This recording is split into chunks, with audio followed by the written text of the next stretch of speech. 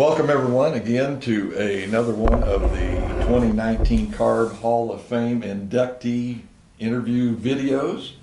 And we have got Linda Burke Howell with us. First of all, Linda, let me say congratulations on your well-deserved induction into the Carb Hall of Fame.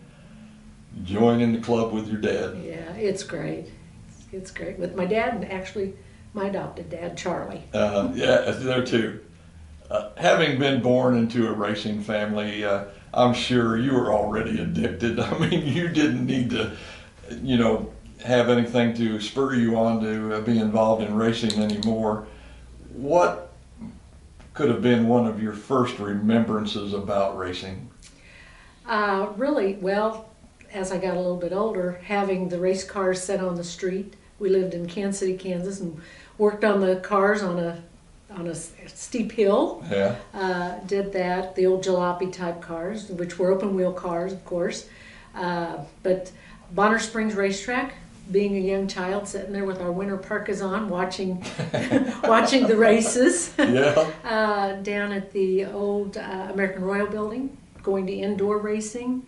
So we've done it on motorcycle races, someplace out for K32. I don't even remember where that was, but in my younger days, those are the kinds of things that I remember. I think we were talking just a minute ago about the track out on K32 out there just past Bonner. If I remember right, that's where Cousin Charlie went off the end of the track. Exactly, yeah. Charlie took a dive over the track and drove down the highway and came back up onto the racetrack and continued on. So I think that was another one of the tracks where I actually worked ambulance at one time. Yeah. But quite a facility, like you say. You had to bring your own personal hygiene items, I guess might be the word. Exactly, yeah. We'd bring a little suitcase with all of our stuff we needed for the restroom, and I remember it being a real dusty place. Yeah. Back then we didn't have water trucks. Yeah. So, Yeah. they kind of watered with hoses. It was a fun experience. I enjoyed going out there. Nice drive, if nothing else, just to go out K32. But you've had so many different jobs and stuff and been involved in racing. I know, I think you mentioned at one time you sold programs, you took care of the trophy girls, and I'm sure you were a trophy girl also. Oh yeah, it became a family thing as we got older. Mom and I would work on doing programs, putting programs together for the Mid-America Auto Racing Club. It's how we funded our point fund for the drivers, and then Mom would sell them, and I would take care of making sure that we had trophy girls for every feature at Riverside Stadium. Quite a track. Talking about Riverside, I know we're going to be having Ed Young is going to be joining you all in the Carb Hall of Fame, but quite a place to go. It was just a happening on Saturday nights. I'm sure for your whole family, it was just an experience just to go down there and be involved. It was. I can remember how crowded it was. I mean, you had to get there early, throw your blankets down, and guard your spot. And it was kind of funny at the banquet the other night. They were kind of talking about nobody sat in turns 1 and 2 or 3 and 4 at Riverside. Well, I guarantee you, we sat in turn 4 at Riverside. And I didn't feel like we ate that much mud, but that was our spot. We didn't sit at the start finish line. Yeah. We always watched from that 4th turn down there. Yeah, it was a happening on Saturday night. But like I say, I know your family was deeply involved in that. You also have owned race cars and driven. Tell us just a little bit about that. Okay, well, it kind of started in 1974. When I got the opportunity to turn a few laps at the old Olympic Stadium. They had spectator races, and the guy that got picked didn't want to do it, and of course I threw my hand up and says, I'll do it, and then it was like, okay, girls can do this, and my dad was very much, girls don't drive race cars. I helped him work on them and did what I could to help him.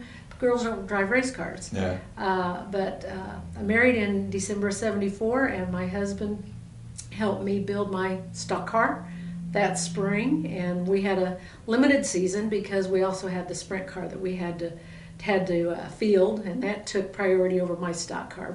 But I proved a point that girls could drive race cars. I think that first race car was a Carmen Ghia. Was that class where they used to have the Volkswagens and Yeah. Carmen Ghias, and there was another car in there, but I can't remember what it was. They were little four-cylinder cars Yeah. down at Olympic, and like I say, I just happened to be lucky that night and get to drive the car, and it was fun. Didn't do well, but I had fun, and that's what it's all about. Yeah. Now, of course, this was probably back also in the time when there were no driving suits, and Oh, maybe a no. helmet and. Well, yeah, then I think I borrowed somebody's helmet, but when I raced, I wore blue jeans, a nylon windbreaker, and my husband's old motorcycle helmet. So talk about safety. Yeah, I presume there were seat belts. Yes, yeah, I had the harness, the way, yeah. I had the good harness system. I'm sure that was a lot of fun. It was. Of all of the things that you've done at the track, do you have a favorite job and a worst job? Not really. I love anything that's dealing with racing. If somebody needs something, I'll get out there and do it. Yeah. Doesn't matter. Yeah, like you say, everything from programs, trophy girls. You ever sell popcorn or do anything like that at the concession? Or? You know, I didn't do any of that. My grandkids do now, but no, I didn't do any of that. They felt like I was better off out of the food cooking area. I know you've worked at probably just about every racetrack in the area. I think I've seen a list or heard somebody say, was it like 16 tracks that you've Yeah, worked there's at? 16 that I can recall, either worked at or raced at. Yeah. And the first night you started up at Shawnee, the old Shawnee track there, just what would that be, east of Topeka? Yeah, out there on 40 Highway. Yeah. That's the first time I started scoring. I had done helping, at the old Lakeside. I would help Bev Parnell. One time I helped her with getting some paperwork together. But I had little kids then, so I didn't really do a whole lot then. And about 83, I think, my youngest was about 2 years old, and we went up to watch, and Bev and Ed and John says, "Hey, we need somebody to score." And I said, "Haven't done it before, but I'll sure give it a try." And then, as they say, the rest is history. Yeah. I guess that went pretty good. Then you didn't have any trouble with that. I've sat and watched them score before, and it amazes me how they can sit and watch the races and they're scribbling with a piece of paper as they watch. I don't know how you get the right number or whatever in the right box. Well, as long as our drivers put good numbers on the cars, it makes it easier for us.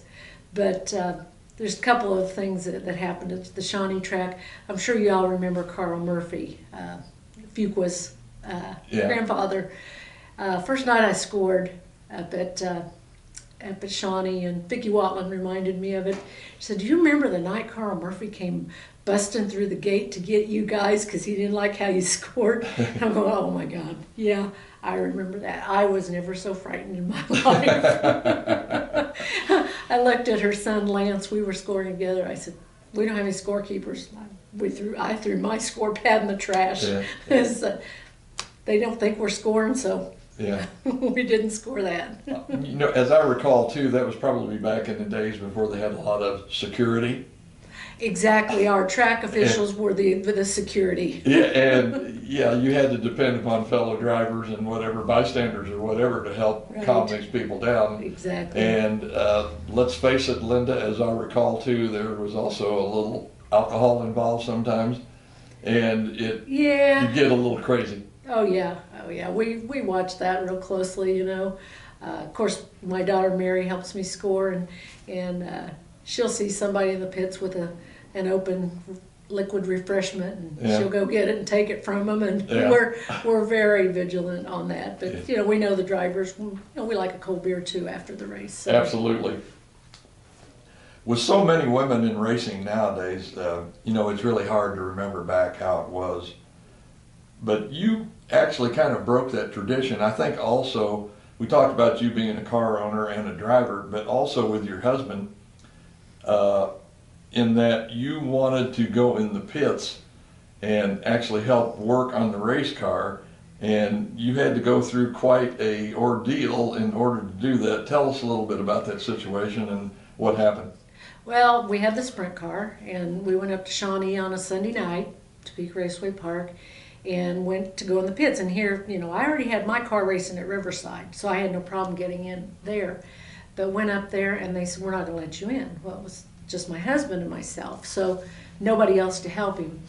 And they let me in after I finally raised enough cane with them. Yeah. But they said, you come back next week, you better have a notarized affidavit saying that you know how to work on race cars, or we're not letting you back in. Yeah. And by golly, I had that note the next time I went there. Well, how do I, who did you use for a reference or whatever to verify? I didn't use a reference. The Myers brothers said they needed a notarized statement that I knew how to work on cars, and I did it, I signed it, and I took it back to them. Linda, quite something. You being a groundbreaking person, I don't know how else to describe that. I'm sure there's a better phrase, but to do two things like that: one, being able to be a driver, and then also have that opportunity to get in the pits to work with your husband. I mean, let's face it. I mean, that's pretty much how you got women involved in racing, was on account of your benefit that you did for them for those number of years back then. Well, I can't say that it was all me. I did a lot, but I know that there was a couple ladies here in Kansas City I've been told about that really pushed for it as well. But I did it on the level of, I'm skilled, I need to be there. You know, that's my part, my race car too, so I need to be there. Absolutely. You've received many awards over the years with CARB, and you have worked several years with CARB. Can you tell us just a little bit some of the awards that you've received through CARB? So through CARB, I won the J.O. Pop Hartman Award, and that is probably the most prestigious award that I've won. And the reason I say that is Pop Hartman was our hero when we were kids. He was a caretaker at Olympic Stadium, and we would see Pop every week at the races. So that one was near and dear to me.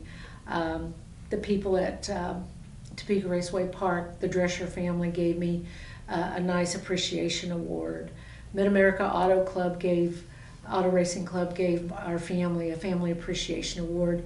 And then this past season, the I-35 Speedway actually awarded me with their Unsung Hero Award.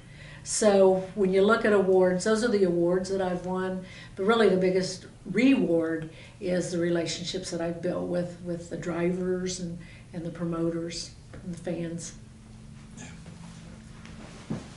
Linda, who's had the biggest impact on your life? Well, I would say my dad did when it comes to the racing, because that's what we always did as a family. So, what would you like to be remembered or known for?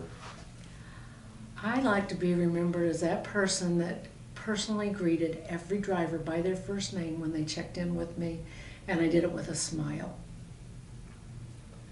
If you could relive one moment in your life, be it to enjoy it over or to do it differently, what would that moment be? That's a tough one. I don't know. The one thing that I really would do over again is the IMCA Super Nationals. For about 6 years, I helped Everett Sather and Robert Lawton out with the Super Nationals, and that was a blast. 6-7 days of racing. It was a blast. Marathon. So I would do that all over again. Thank you, Linda. Thank you. Linda, congratulations as you follow your dad into the CARB Hall of Fame. Great time and career in racing, but it's not over yet, girl. No, it's not. I like I said at the banquet, I've got my daughter. I've taught her how to score. Two of my teenage granddaughters have run scoreboard, and actually my oldest granddaughter, when I was working at Thunder Lake, when she was 4 years old, and you'll love this, Justin, when she was 4 years old, she sat next to me, and she was actually writing the car numbers down, really? the cart numbers down as they were coming by. And I never pushed her to do it. Yeah. But now she'll be graduating from high school this summer. She wants to learn how to score and start following in her mother's footsteps. So we've got the fourth generation of the Burke racing clan going. Absolutely.